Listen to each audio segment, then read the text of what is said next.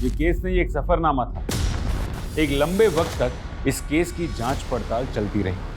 हमारा सामना इंसानी जज्बातों के ऐसे ऐसे पहलुओं से हुआ जिसे इस केस को इस दशक के सबसे शॉकिंग केसेस में से एक कहा जा सकता है।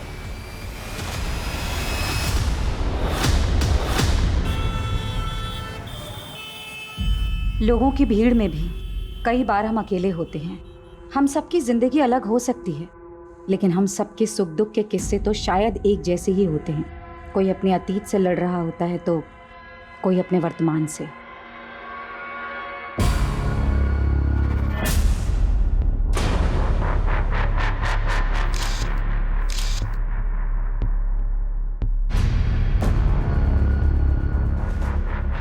कहने को जिंदगी पल भर में नहीं बदलती, लेकिन कई बार जिंदगी का एक पल सब कुछ बदल देता है।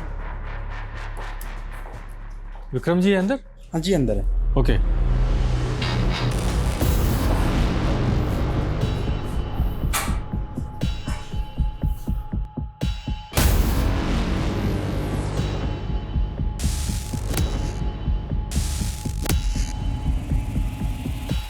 ये फाइल्स देखना ना सर।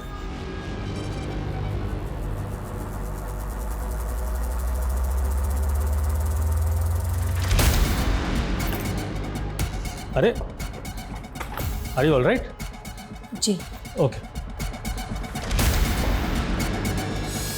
जयंती क्या हुआ? Nothing sir. सर एक सेकेंड। सर वो आदमी कौन था? पहले कभी नहीं देखा। He is my friend. और मैंने तुम्हें देखा, तुम छुप कर हमें देख रही थी। आखिर ये चल क्या रहा है sir? Are you trying to spy on me? Yes, because Reema 3 दिन से ऑफिस नहीं आ रही है सर, और उसका फोन भी बंद आ रहा है। आखिरी बार तो आप ही के साथ थी ना? कहाँ है रीमा?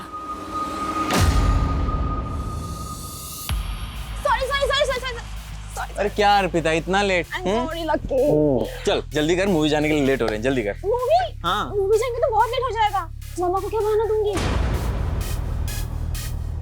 आज ट्यूसडे है ना, मंदिर का बोल दे। हाँ अर्पिता, मैं बस 15-20 मिनट में घर पहुंच रही हूँ बेटा, ठीक है? माँ, मैं कोचिंग से घर नहीं आ रही हूँ।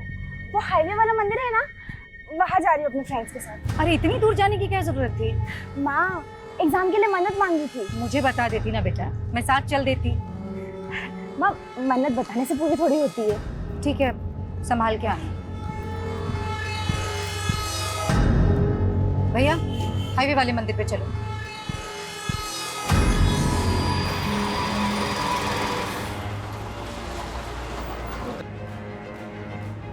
Number you have called is currently not reachable. Please try again later. Thank you. ये लड़की ना।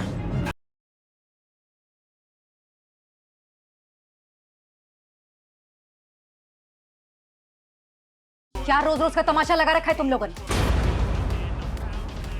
जब देखो तब लाउड म्यूजिक। आंटी आपको प्रॉब्लम क्या है? मेरे घर में कुछ भी करो, आपको क्या? जंगल में नहीं रह रहे हो, हाँ? कॉलोनी में रहते हो, और सिर्फ मैं नहीं, पूरी कॉलोनी डिस्टर्ब हो रही है तुम लोगों के इस लाउड म्यूजिक से। ये क्या है? लड़कियां बुला रखी हैं यहाँ पर। तुम लोग खड़े हो जाओ। क्या है? हाँ, पता है माँ बाप को यहाँ पे तुम लोग क्या कर रहे हो इन लड़कों के साथ में?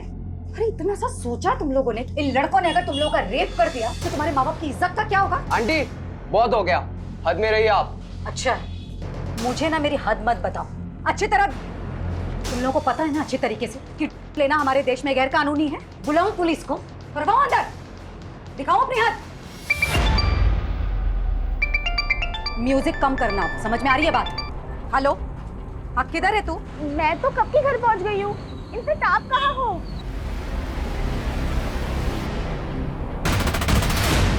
तो तू अब मुझसे खुलेआम झूठ बोलने लगी है। गई थी मैं तेरे कोचिंग सेंटर, वहां से पता चला कि तेरा एक लड़के के साथ चक्कर चल रहा है। ओह, तो अब आप मेरी जासूसी करने लगी? ज्यादा बकवास मत कर अर्पिता। एक तो झूठ बोलती है, ऊपर से मुझ पर इल्जाम लगा रही है। हाँ बोला झूठ, क्योंकि आप मुझे मेरी लाइफ जीने ही नहीं देती हो। हर बार पढ़ो पढ़ो पढ़ो, लेकिन अब इस उम्र में मैं अपने फ्रेंड्स के साथ घूमने नहीं जाऊंगी तो कब जाओगी? हाँ अर्पिता, लेकिन तू एक लड़के के साथ अकेली बाहर गई थी कि नहीं? बोल। हाँ गई थी, तो इसमें बुराई बॉयफ्रेंड है वो मेरा।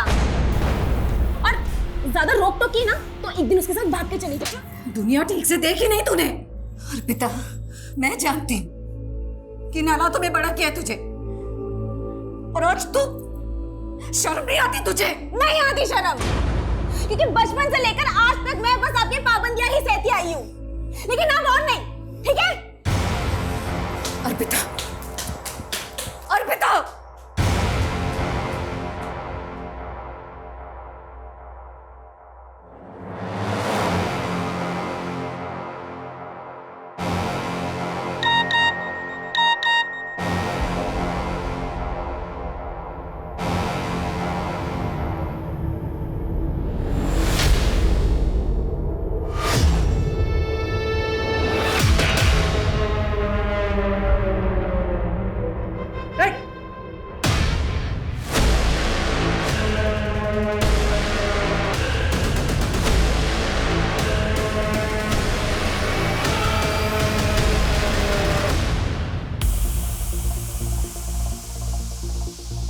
अरे यार अर्पिता, अपसेट क्यों हो रही हो? तुमने कुछ भी गलत नहीं किया है। यार, अगर आज मेरे पापा जिंदा होते ना तो मेरे साथ ऐसा बिल्कुल नहीं होता। Let's have a drink, okay? मैं नहीं करती ड्रिंक। अरे लेकिन अभी तुम्हें इसकी जरूरत है ना, तो पियो और सब कुछ भूल जाओ, ओके? अरे पियो यार, पियो। हाँ, शुरू में कड़वा लगेगा, अभी ठीक हो जाएगा। पूरा पियो।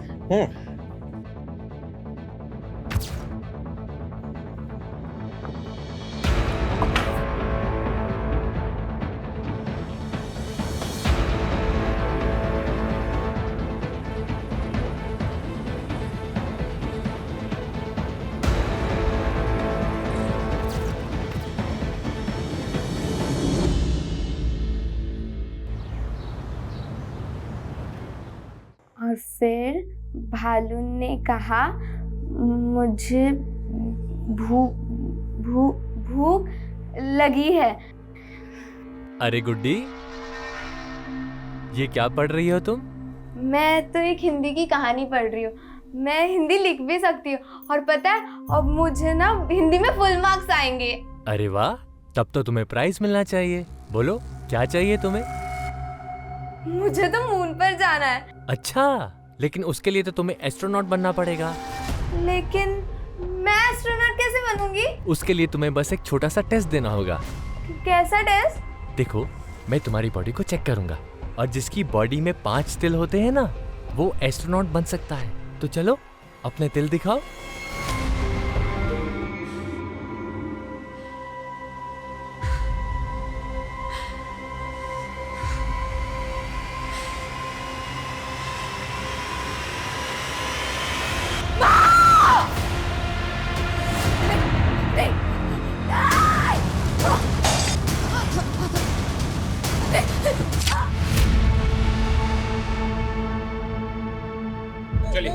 चलिए हटिए साइड पर हटो, चलो साइड। पूरा घर चेक कर। त्यागी किसी धारदार चीज से मारा गया है। सर ये सब देखकर तो लग रहा है कि काफी स्ट्रगल हुआ है।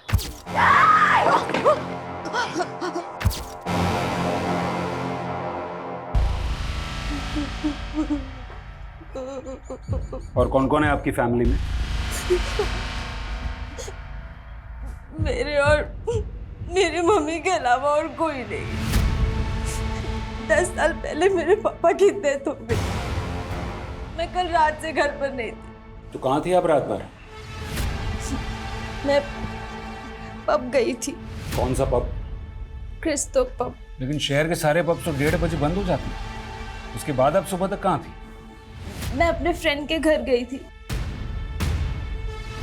आपको क्या लगता है आपकी माँ को किसने मारा होगा?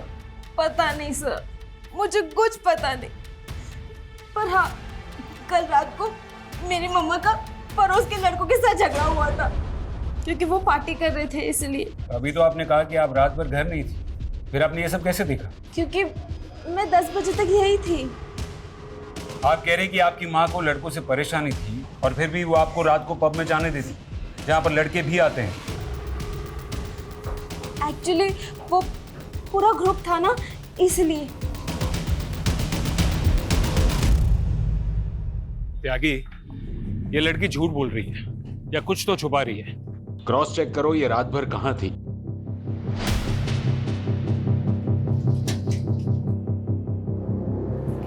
ये दोनों कहां हैं? पता नहीं सर, बहुत ही बिगड़े हुए लड़के हैं, दिन रात पार्टी करते थे।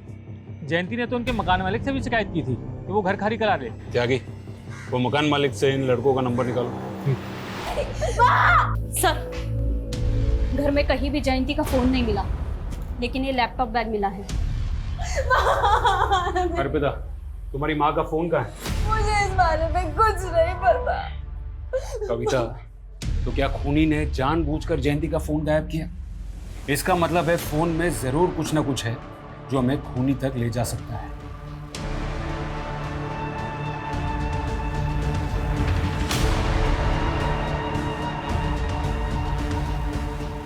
सर, लड़कों के मकान मालिक से बात हो गई है। दोनों लड़कों का नंबर मिला था, लेकिन सर दोनों का फोन स्विच ऑफ है। क्या ये हो सकता है कि वो दोनों खून करके गायब हो गए? चलो घर के अंदर घुसते हैं।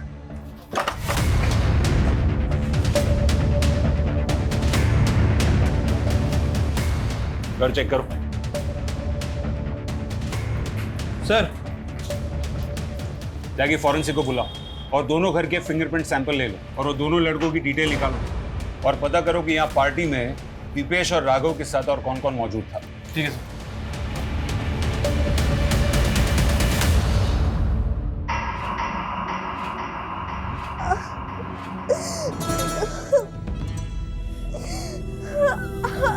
तुम्हारी बॉडी पर 5 तिल हैं। तुम पक्का एस्ट्रोनॉट बनोगी। हम रॉकेट में बैठेंगे। रॉकेट देखना है तुम्हें? गुड्डी, सो रही है बेटा? क्या हुआ? मुझे माँ की याद आ रही है, मुझे उनके पास जाना है। लेकिन गुड्डी, माँ तेरा ध्यान नहीं रख सकती, इसलिए मैं हूं ना, तेरी बड़ी बहन, तेरी माँ। क्या हुआ गुड्डी? पेट क्यों पकड़ रखा है? मेरा पेट दर्द हो रहा है। स्कूल में इसने जरूर कुछ उल्टा सीधा खाया होगा, पक्की बात है। आपको कैसे पता? आप तो ऑफिस से अभी आ रहे हैं ना? अरे पागल हो क्या तुम? इसमें पता करने वाली क्या बात है? एक नंबर की चटोरी है ये। स्कूल के बाहर ना इसने जरूर कुछ खाया होगा, पूछो इससे। गुड्डी खाया है कि नहीं?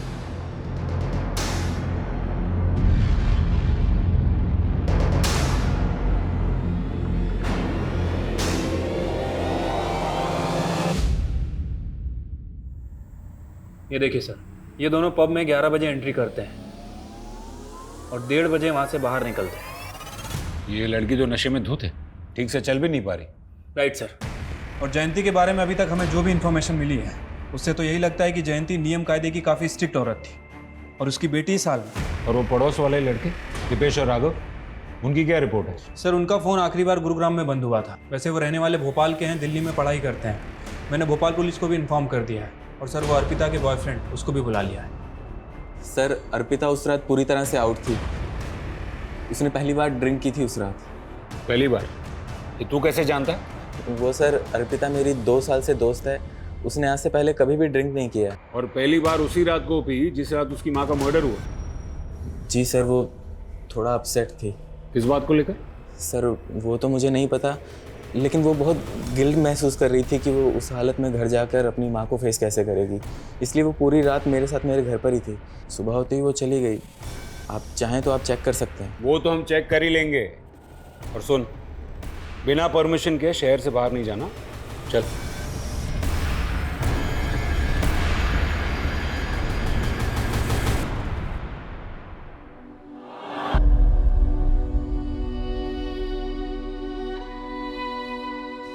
पता है, खुश रहना, मस्त रहना सबसे बेस्ट होता है। क्योंकि ना कभी किसी बात पे रोना भी आए ना तो हंसकर टाल दो, सारा स्ट्रेस गायब हो जाता है और दिमाग भी शांत हो जाता है। समझी?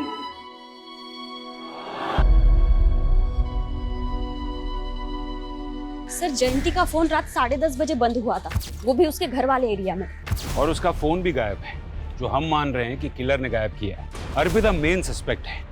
मुझे लगता है कि फोन गायब करने के पीछे की वजह माँ और बेटी के बीच की चैट हिस्ट्री को छुपाना होगा, क्योंकि उससे हमें पता चल जाता कि माँ और बेटी के बीच में बनती नहीं थी। और हाँ, वो 2 लड़के दीपेश और राघव, उनके बारे में भी पता करना होगा कि वो क्यों गायब। सर, इन दोनों लड़कों के सीडीआर में ऐसी 2 लड़कियों के नंबर मिले हैं जो साथ पार्टी में थे, अदिति और विनीता।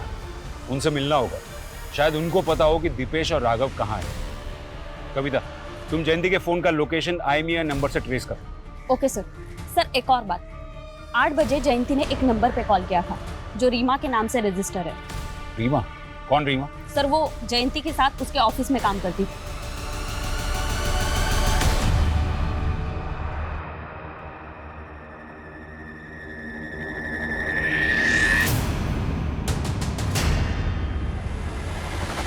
क्या है? कौन हो तुम? मैडम, आए दिन पेट दर्द की शिकायत रहती है। मुझे लगता है पेट से है। क्या?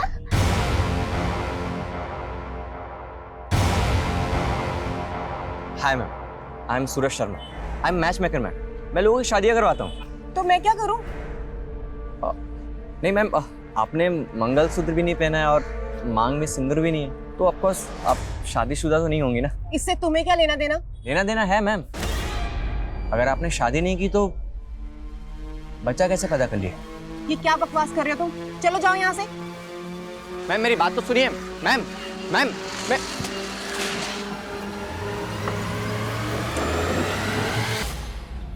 दीदी, ये पेट से क्या होता है?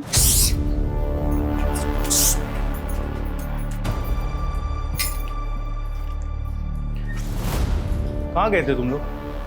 गुड्डी, क्या हो गया इसको? डॉक्टर के पास गए। गुड्डी 4 महीने प्रेग्नेंट है। क्या? इतने नादान क्या बन रहे हो? तुम्हें नहीं मालूम इस घर में तुम ही एक लौते आदमी हो? सच सच बताओ, तुमने रेप किया ना मेरी बहन को? सोच भी कैसे सकती तुम? मैं उस छोटी सी बच्ची के साथ ये सब करूंगा?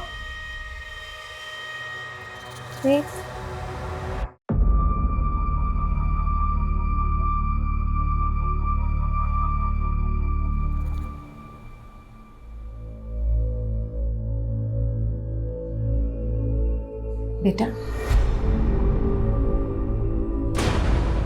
10 सालों में मैंने हमेशा यही चाहा कि मैं तुझे तेरे पापा की कमी कभी ना महसूस होने दूं, और आज भी यही कोशिश करती आ रही हूं कि तुझे दुनिया की सारी खुशियां दूं।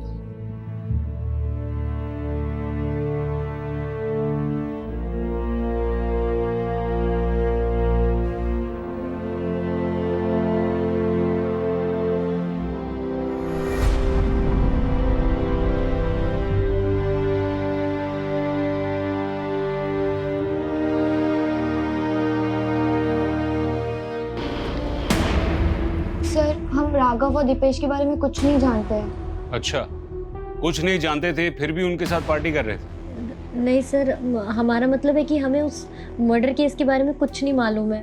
फिर तो आप लोगों को ये भी मालूम नहीं होगा कि आप लोग वहाँ ड्रग्स ले रहे थे। नहीं सर, हम ड्रग्स नहीं ले रहे थे, वो तो राघव और दीपेश ले रहे थे।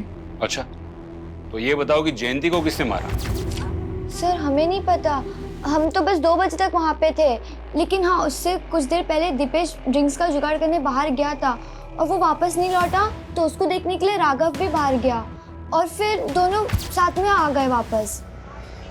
उठो उठो उठो, चलो चलो चलो चलो। कहाँ जाना है यार? अरे आगे का सेलिब्रेशन गुरुग्राम में करते हैं ना। हम नहीं गए सर, हम अपने घर चले गए, उसके बाद वो लोग गए थे। गुरुग्राम में वो कहाँ लेके जाने वाला था? सर, कुछ नाम तो नहीं बताया था।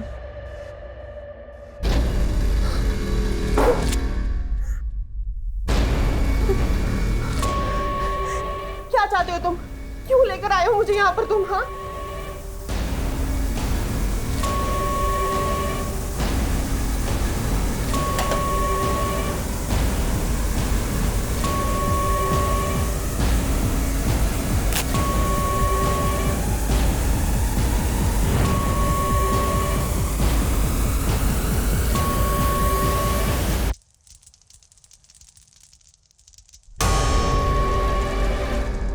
जयंती के बारे में सुनकर मुझे भी शौक लगा। बहुत ही नेक औरत थी। जयंती का ऑफिस में किसी से कोई इशू चल रहा था? I don't know. रीमा और आप? जी, जयंती ने हत्या के पहले करीब 8 बजे आपको कॉल किया था, क्या बात हुई थी? मैम एक्चुअली मेरी तबीयत खराब थी और उस दिन मैं ऑफिस भी नहीं आई थी, बस इसलिए मेरी हेल्थ के बारे में पूछ रही थी। जरूरत पड़ी तो दोबारा बात करेंगे। रीमा, मुझे पूरा अंदाजा है कि ऑफिस में तुम्हारे साथ क्या हो रहा है। सच सच बताओ, तुम्हारा बॉस तुम्हें मॉलेस्ट कर रहा है ना? जयंती प्लीज मुझे मेरे हाल पर छोड़ दो और तुम भी इस सब में मत पड़ो। अरे लेकिन क्यों ना पढ़ूं? आज तुम्हारे साथ ऐसा हो रहा है, कल किसी और ऑफिस कलीग के साथ ऐसा होगा।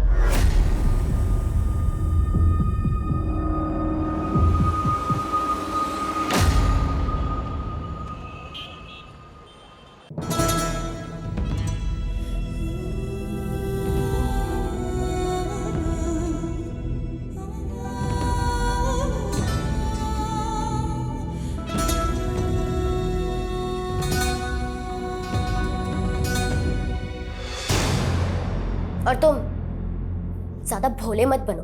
तुम अभी भी मुझ पे शक कर रही हो? जानती हो ना किसका पाप लेके घूम रही है वो पेट में? क्या करूं मैं तुम लोगों का? अबॉर्शन तो मैं भी करवाना चाहती थी ना अरविंद। अब डॉक्टर ने मना कर दिया तो मैं अपनी बहन को मार तो नहीं सकती ना। कम से कम जब तक उसकी डिलीवरी नहीं हो जाती चिक चिक करना बंद करो।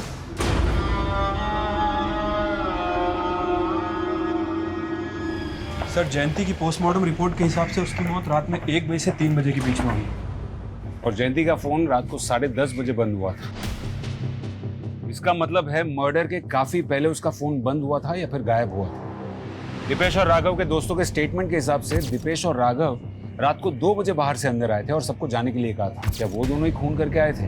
और सर दूसरी तरफ अर्पिता और लकी भी 1:30 बजे के करीब पब से निकल गए थे। शायद उन्होंने जयंती को मारा और फिर वो दोनों लकी के घर चले गए। सर, आपको लगता है कि जिस हालत में वो पब से निकले इस तरह से मर्डर कर सकते हैं? यागी, मुजरिम अगर शातिर होना तो हम वही देखेंगे जो वो हमें दिखाना चाहता है। अर्पिता का यूं पब से लड़खड़ाते हुए निकलना, ये पूरा का पूरा ड्रामा लकी और अर्पिता का हो सकता है ताकि उन पर किसी को शक न जाए। कविता, जयंती के घर से हमें लैपटॉप बैग मिला था, उसमें से कुछ मिला? हाँ सर, एक डायरी मिली है। लगता है जयंती अक्सर उसमें लिखा करती थी।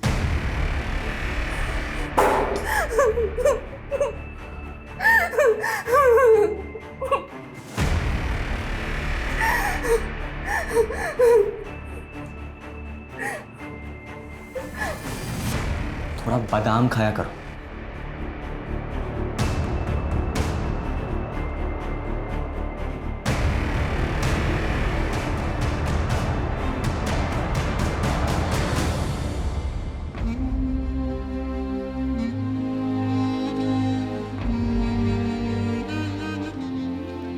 गुड्डी, ये लो दूध पी लो। नहीं दीदी, मुझे दूध नहीं पीना, उल्टी आती है मुझे। देखो, अब से तुम्हें अपना खाने पीने में ध्यान रखना होगा, ऐसे नहीं चलेगा बिल्कुल। ना ओह, तो खाना खाने से बच्चा हेल्दी होगा? कोई जरूरत नहीं है इस पाप के लिए ममता दिखाने की। तुझे मालूम भी है कि तुझे कितनी तकलीफ होगी? डिलीवरी के टाइम पर जान तक का खतरा होता है और मैं तुझे खोना नहीं चाहती गुड्डी। अरे दीदी, मुझे कुछ नहीं होगा। लेकिन दीदी, ये पाप क्या होता है? आप इस बच्चे को ऐसा क्यों कह रहे हो? मैंने तो पढ़ा था कि बच्चे भगवान का रूप होते हैं। मैंने अपनी ये हिंदी की किताब में पढ़ा था। तू भी तो बच्ची ही है, लेकिन भगवान को तेरे पे तो तरस नहीं आया। पर दीदी, मुझे जानना था कि बच्चा टमी से बाहर कैसे आएगा? जब बाहर आएगा तो पता चल जाएगा। बताओ ना दीदी, कैसे आएगा बाहर? जब बच्चा बाहर आएगा तो वो जोर जोर से रोएगा, तो तुझे पता चल जाएगा। अच्छा, वो रोएगा मतलब उसको दर्द होगा? तुझे अब भी उसके दर्द की पड़ी है? तुझे कितना दर्द होगा पता भी है? मतलब मुझे भी दर्द होगा? हाँ, पर जब बच्चा पैदा हो जाएगा तो दर्द ठीक हो जाएगा और तुझे कुछ भी नहीं होगा।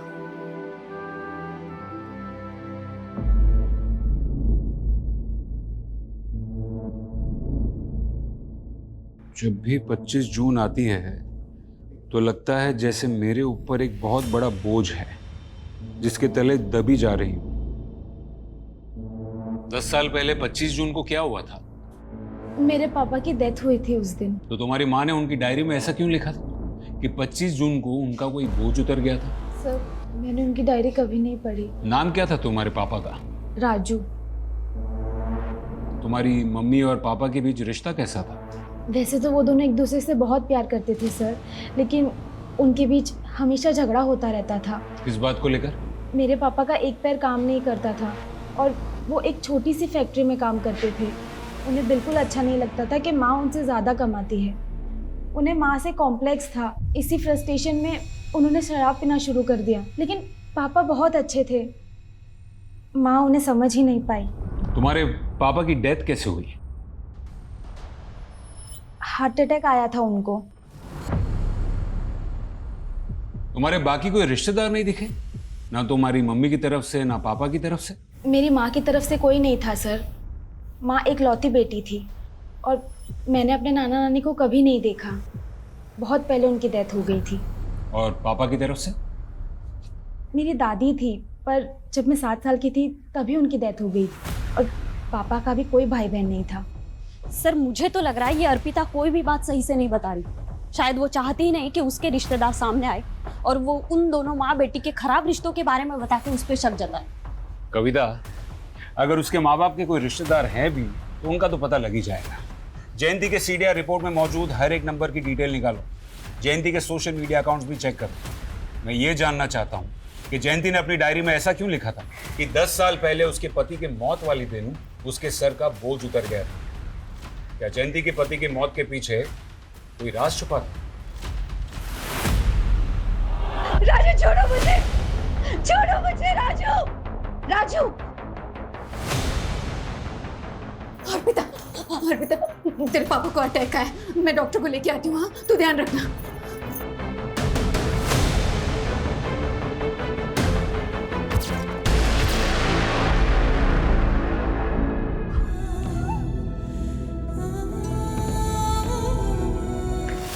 सर, राघव के एक दोस्त से पता चला है कि राघव और दीपेश गुरुग्राम के एक घर में है। सर हमने कुछ नहीं किया, हम कुछ नहीं जानते। कुछ नहीं जानते फिर भाग क्यों रहे थे? हम लोग ड्रग्स लेते थे और जयंती आंटी से झगड़ा भी होता सर। उस रात पार्टी में रात को 2 बजे अचानक अपने बाकी दोस्तों को भगा दिया क्योंकि तुम दोनों मर्डर करना चाहते थे। नहीं सर, हमारा तो पहले से ही प्लान था 2 बजे निकलने का। लेकिन हाँ, 2-2:30 बजे जयंती आंटी की बेटी अर्पिता को हमने वहां पे देखा था सर। खुद को बचाने के लिए उनकी बेटी को फंसा रहे हो? हम लोग सच बोल रहे हैं सर। एक मिनट सुनिए, आपने अर्पिता को देखा? वो तो कल से नहीं दिखी। सर, अर्पिता के घर पे तो ताला लगा हुआ है। इसका मतलब है कि वो इन्वॉल्व है मर्डर में, इसलिए भाग गए। लकी कहाँ है? सर, लकी घर पे था, वर्मा उसे लेकर आ रहा है। तूने कहा था कि तू उस रात अर्पिता को अपने घर पर लेकर गया था, लेकिन उसके पड़ोस में रहने वाले लड़कों ने अर्पिता को उसके घर पे जाते हुए देखा था। सर, वो लड़के झूठ बोल रहे हैं सर।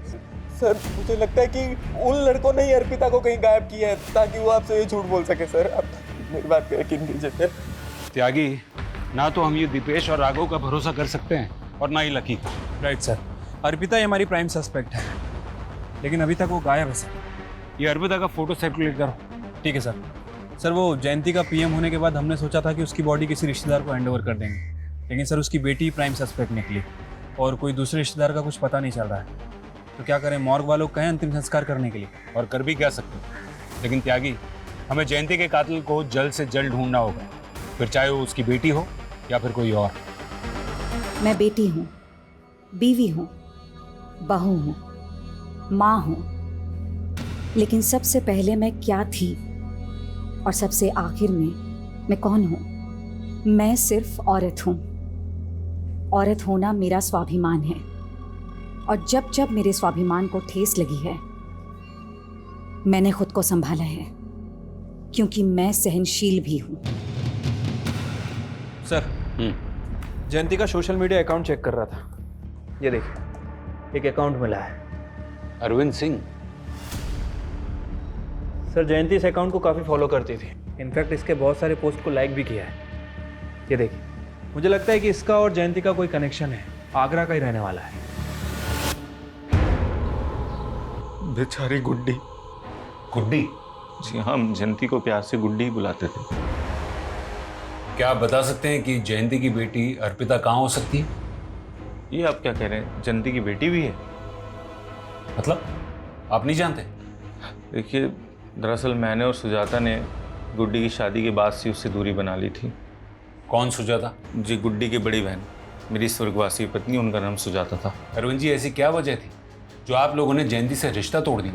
उसका दुर्भाग्य, उसका अतीत। 12 साल की मासूम थी जब उसके साथ बलात्कार हुआ। 12 साल की उम्र में बलात्कार? कौन था वो? मुरादाबाद के बहुत रसूखदार लोगों के 2 बदमाश बेटे थे। मैं तुम्हारी बॉडी को चेक करूंगा।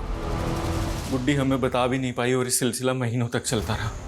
जब तक हमें पता चलता तब तक बहुत देर हो चुकी थी। गुड्डी 4 महीने से पेट से हो चुकी थी। अबॉर्शन नहीं करा सकती थी वो। आप दोनों ने उन 2 लड़कों के खिलाफ कोई पुलिस कार्रवाई भी नहीं की? उन दोनों के अब्बू बहुत ताकतवर लोग थे साहब। मैं और सुजाता अगले दिन उसके अब्बू के पास गए उसकी शिकायत लेकिन अगले ही दिन वो दोनों गुंडे हमारे घर में घुस पड़े। अगर पुलिस के पास जाने का सोचा भी ना तो वो अंजाम होगा तुम लोग का जो तुम लोग सपनों में भी नहीं सोच सकते। रातों रात हम घर छोड़ के भागे और एक दूसरे शहर में किराए के मकान पे रहने लगे। वहीं पे गुड्डी ने एक बच्चे को जन्म दिया और फिर उसने वहीं पे शादी कर ली। लेकिन क्या मालूम सर, उसकी ज़िंदगी पे उसका अतीत भारी पड़ गया। मतलब आप ये कहना चाह रहे हैं कि उन्हीं 2 लड़कों ने जयंती का खून किया है जिन्होंने बचपन में उसका रेप किया था? रिजवान शेख नाम है उसका, दिल्ली में मशाल पार्टी का नेता है। और वो दूसरा है ना, परवेज अंसारी नाम है उसका। सर वो भी अभी दिल्ली में ही रह रहा है। आपके पास गुड्डी की बचपन की फोटो है? सब वो होगी तो सही, लेकिन एक बार मुझे ढूंढना पड़ेगा। हाँ कविता बोलो। सर, जयंती के फोन का IMEI नंबर ट्रेस हुआ था। सर, हमें वो फोन एक कचरा बिनने वाले के पास मिला। जयंती के फोन का सारा डेटा रिट्रीव करो। Okay sir.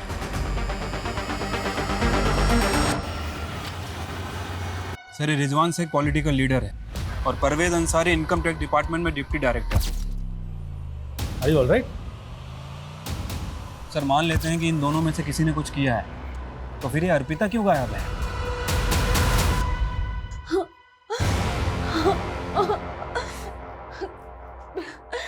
प्लीज छोड़ो मुझे। ये देखिए सर, ये जयंती के पड़ोसी का वीडियो है।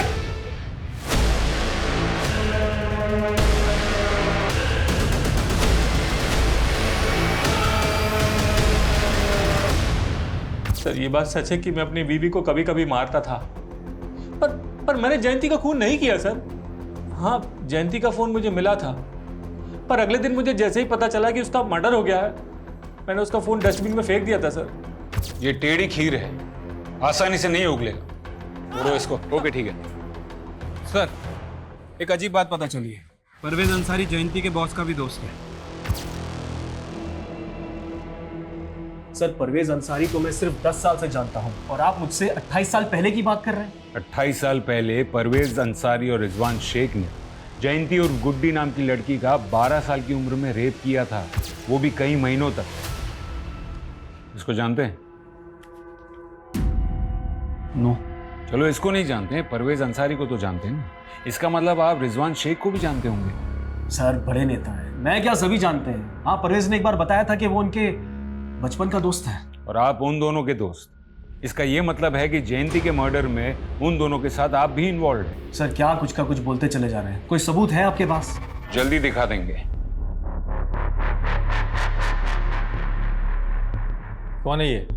आपके मुरादाबाद की है, गुड्डी उर्फ जयंती। इसके जीजा जी का कहना है कि 28 साल पहले आपने इसका रेप किया था। इंस्पेक्टर, क्या तू जानता नहीं एक ईमानदार नेता के छवि पे दाग लगाने का हर्ष क्या होता है? 2 मिनट नहीं लगेंगे, सस्पेंड हो जाओगे। सर, हम तो ईमानदारी से अपना काम कर रहे हैं और वो कहते हैं ना कि भले ही देर लग जाए लेकिन सच की जीत जरूर होती है। जय हिंद। सर, माना कि ये दोनों बहुत शातिर हैं, लेकिन कहीं ऐसा तो नहीं कि जयंती के मर्डर को हम 28 साल पुराने वाले केस से जोड़ के गलती कर रहे हैं? मैं जानता हूँ जयंती के मर्डर में उसकी बेटी समेत और भी सस्पेक्ट्स हैं, लेकिन जो गुड्डी के साथ 12 साल की उम्र में हुआ, तो एक पुलिस ऑफिसर के नाते ये मेरा फर्ज बनता है कि मैं उस केस को भी सही अंजाम दूँ। त्यागी, जयंती ने आखिरी बार रीमा को कॉल किया था, जो उसके साथ उसकी ऑफिस में काम करती थी।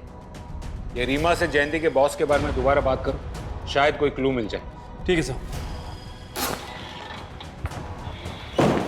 सर, एक अजीब चीज पता चली। पिछले 2 महीनों में 3 जयंती नाम की औरतें दिल्ली से अबडक्ट हुई। क्या कह रही? हाँ सर, ये देखिए, जयंती सिन्हा, जयंती मलिक और जयंती कपूर। सर, ये तीनों अबडक्शन एक एक हफ्ते के फासले पर हुए हैं। और सर, हमारे यहाँ जयंती चौहान का मर्डर हुआ है। ये तीनों औरतों के साथ क्या हुआ? सर, तीनों किडनैपर के चंगुल से निकल आई, तीनों जिंदा है। सर, इन्होंने किडनैपर का एक स्केच भी बनवाया है, ये देखिए।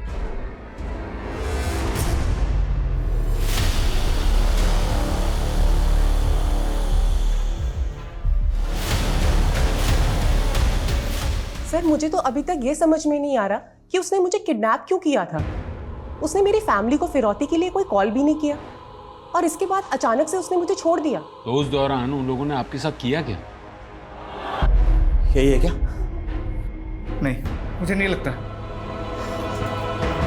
ये क्या कर रहे हो तुम? ये आपने चूड़ी पहचाना? एक बार आप याद करके देखो। क्या चूड़ियां दिखा रहा था? जी सर, छोटी बच्चियों की लाल चूड़ियां दिखा रहा था और बार बार बस यही पूछ रहा था कि क्या मैं उन लाल चूड़ियों को पहचानती हूँ।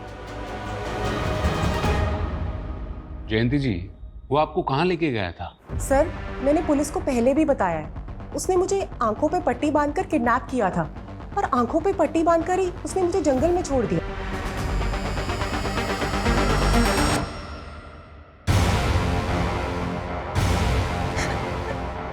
प्लीज मुझे छोड़ दो। तुझे तो मैं कभी नहीं छोड़ूंगा। ये तो गनीमत समझ कि तुझे अभी तक जिंदा छोड़ा हुआ है, लेकिन तेरी मौत तो पक्की है। सर, मैंने जयंती नाम की बाकी की औरतों से भी बात की है। सर, सभी का स्टेटमेंट पहली वाली जयंती से मैच कर रहा है। सर, कहीं ऐसा तो नहीं कि वो कोई सुपारी किलर था जिसने जयंती को देखा ही नहीं था, लेकिन जब उसे असली जयंती मिली उसे आइडेंटिफाई किया और उसका मर्डर कर दिया। लेकिन फिर वो लाल चूड़ियां क्यों दिखा रहा था? वो भी बच्चियों की चूड़ियां?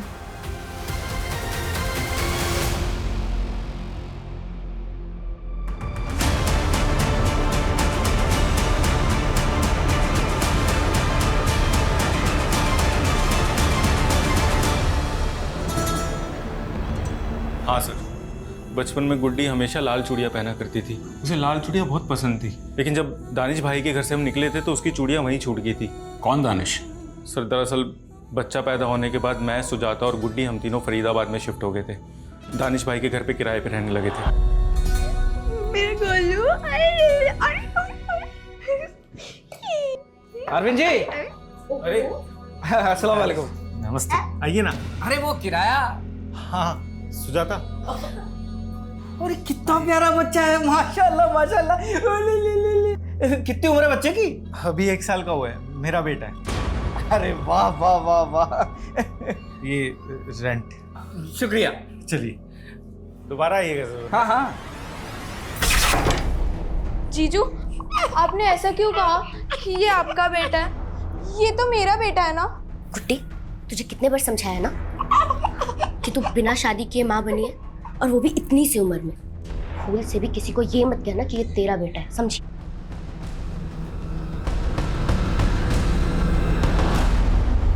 सर, धीरे धीरे सबको पता चलने लगा और हमारा जीना बहुत मुश्किल हो गया, इसलिए हम उस बलात्कारी की संतान को वहां छोड़ के निकल गए। लेकिन दीदी, मेरा गोलू वो नहीं आएगा हमारे साथ। गुड्डी, गोलू की तबीयत खराब थी ना, तो वो मर गया। क्या? अगर हम गुड्डी से झूठ ना बोलते तो उस बच्चे का साया हर जगह हमारी बदनामी करवाता। कहाँ छोड़ा था बच्चे को? दानिश भाई के घर पे, जहाँ उसकी चूड़ियाँ छूटी थी।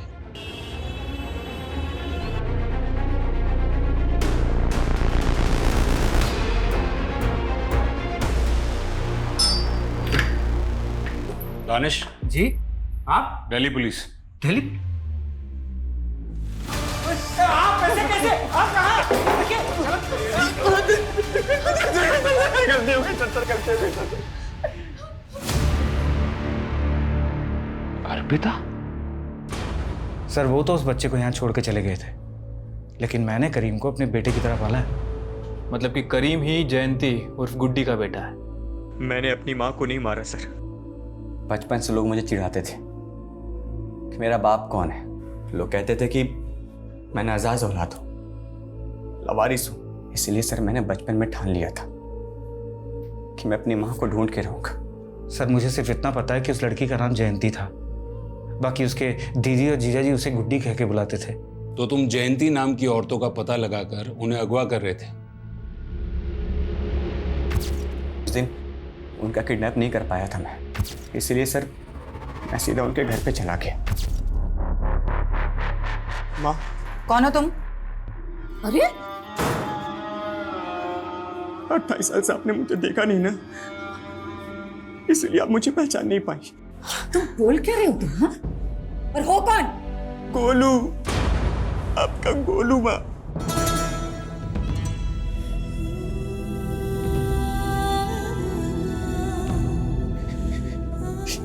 ये आपकी चूड़ी दानिश अबू ने दी है।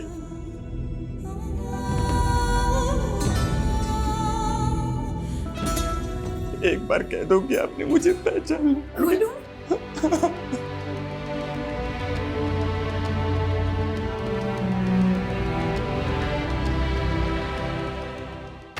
तो मारा क्यों? सर मैं क्यों मारूंगा, बल्कि उन्होंने तो मुझे अपना लिया था। हाँ बस मेरे असली बाप के बारे में उन्होंने कुछ भी नहीं बताया, लेकिन मुझे मेरी माँ मिल गई थी। ये खुशखबरी सुनाने के लिए मैं अपने अब्बू के पास जा ही रहा था कि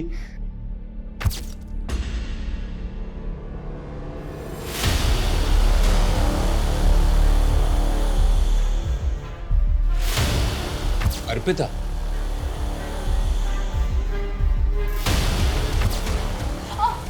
अर्पिता, अर्पिता, तू पी कर आ रही है? मुझसे क्या पूछते हो? आप जवाब दो। इतनी रात को उस लड़के के साथ क्या कर रही थी? बदतमीज, तू जानती भी है कौन है वो? फिर से थप्पड़ मारा, फिर से हाथ उठाया। पापा को भी ऐसे ही मारा था ना? वो एक एक्सीडेंट था अर्पिता। शराब के नशे में ना वो मुझे मारना चाहता था।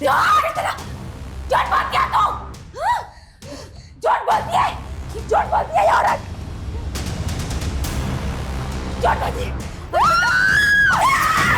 झूठी है तू। ये क्या कर रही है तू? अर्पिता। लकी जानता था ना कि मर्डर तुमने किया है? हाँ सर, वो मुझसे प्यार करता था। मुझसे बहुत बड़ी भूल हो गई सर। मुझे नहीं पता था कि मेरी माँ बचपन से इतना सब सहती आ रही है। इतने सालों से मैं अपनी माँ के लिए वेट कर रहा था सर, और मिला भी तो सिर्फ एक दिन। हाँ मुझे अर्पिता पे शक था कि उसी ने कुछ किया, इसलिए मैंने उसका अपहरण किया था सर। लेकिन चाहकर भी मैं उसे मार नहीं पाया सर। आप ही बताओ कैसे मारता? आखिर थी तो मेरी बहन ना। कैसे एक गुनाह कई जिंदगियों को दर्द और बदनसीबी से भर देता है। अगर 28 साल पहले गुड्डी को इंसाफ मिल चुका होता तो शायद आज हम उसके अंजाम को बदल सकते थे। त्यागी, ताज्जुब की बात तो ये है कि एक माँ अपने बेटे से 28 साल बाद मिलती है और उसकी बेटी को ऐसी गलतफहमी होती है कि उसने एक ही झटके में उसकी जान ले ली। लेकिन सर गुड्डी उर्फ जयंती, उसका इंसाफ अभी तक अधूरा है। उसके रेपिस्ट अभी तक बाहर घूम रहे हैं। अगर सर हम कोर्ट से परवेज और रिजवान के डीएनए टेस्ट का ऑर्डर ले लें तो करीम से उसका डीएनए मैच करके पता चल जाएगा कि उसका असली बाप कौन है। लेकिन त्यागी, रेप विक्टिम भी जिंदा नहीं है। सिर्फ गुड्डी के जीजाजी के बयान पर कि परवेज और रिजवान ने उसका रेप किया था, मुझे नहीं लगता है कि रेप विक्टिम की गैर मौजूदगी में उन पे कोई केस बनेगा। कोर्ट पहली सुनवाई में अपना केस डिसमिस कर देगा। मतलब सर 28 साल के बाद भी गुड्डी को इंसाफ नहीं मिलेगा। सर, रीमा ने नया बयान दिया है। रीमा का कहना है कि उसका बॉस विक्रम उसे मोलेस्ट करता था। सर, विक्रम ने अपने दोनों दोस्त रिजवान और परवेज के साथ मिलकर उसे एक फार्म हाउस पे ले जाकर फोर्स सेक्स के लिए मजबूर किया। लेकिन सर, रीमा कोर्ट में बयान देने के लिए रेडी है। तो अब हमें परवेज और रिजवान की डीएनए टेस्ट की परमिशन मिल जाएगी। सच्चाई जितना छुपा लो, एक ना एक दिन तो बाहर निकल ही आता है।